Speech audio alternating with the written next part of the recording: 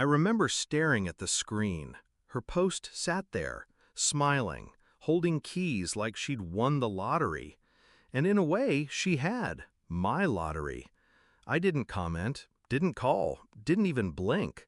I just kept reading the caption over and over until the words started to lose shape. Thank you, Mom and Dad, for giving me my first house. My first thought wasn't disbelief, it was recognition. They'd finally crossed the line I'd been pretending didn't exist for years. 3 years. 3 years of covering their rent when Dad couldn't work and Mom was between jobs. 3 years of saying, it's fine, I've got it, even when my own account was scraping bottom. When I finally saved enough for a down payment, it wasn't for me, it was for them. A little stability, a roof they wouldn't have to worry about losing. The closing day was quiet. I signed the papers, put the deed in their hands. Mom hugged me tight, whispering, "We'll never forget this." Dad's voice cracked when he said, "We're so proud of you." I believed them. Now I know pride can be faked. Gratitude, too. Because 1 week later, my sister, the golden one, posted that photo. The one that told me the house I bought wasn't mine anymore. It was hers. I didn't ask questions. Questions give people time to build lies. Instead, I started collecting facts. County property records are public. It took less than 10 minutes to confirm the deed had been transferred. No sale, no mortgage, just a gift from my parents to her. I called my bank, checked every payment I'd ever made. Every cent was mine.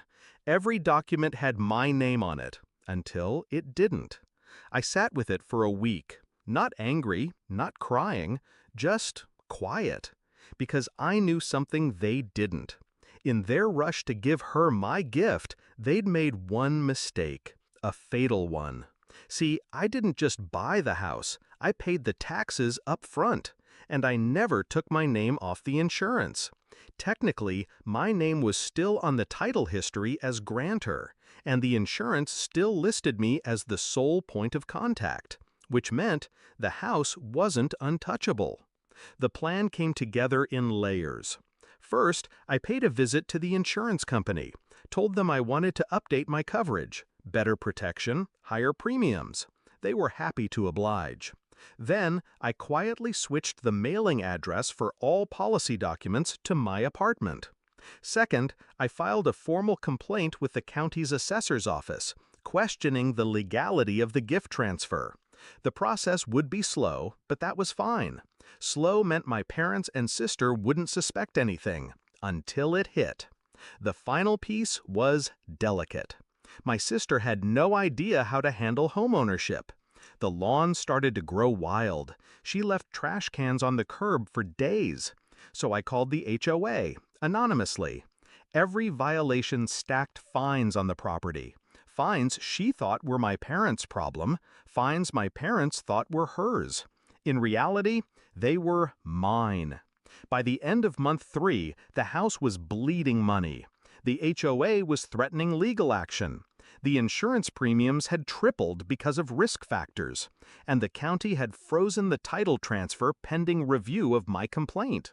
That's when I called a meeting. Living room, Sunday afternoon. They were all there, Mom, Dad, and my sister, perched on the couch like a queen. The tension was thick enough to taste. I slid a manila envelope across the coffee table.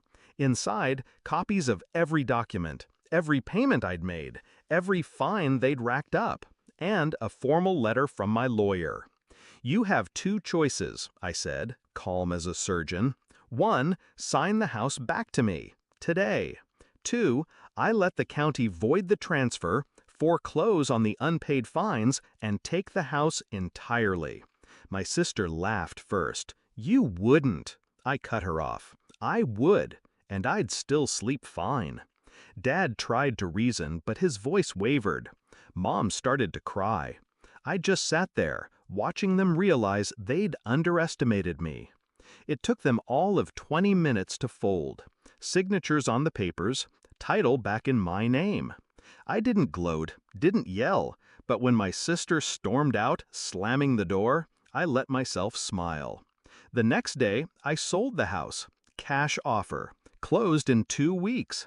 I didn't tell them until the moving trucks pulled up. Mom called begging to stay just a little longer. Dad tried guilt, reminding me of everything they'd done for me. I let their words wash over me like static. They'd taught me something valuable.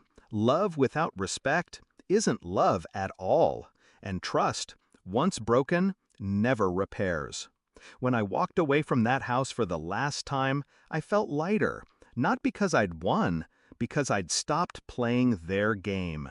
They lost the roof I gave them.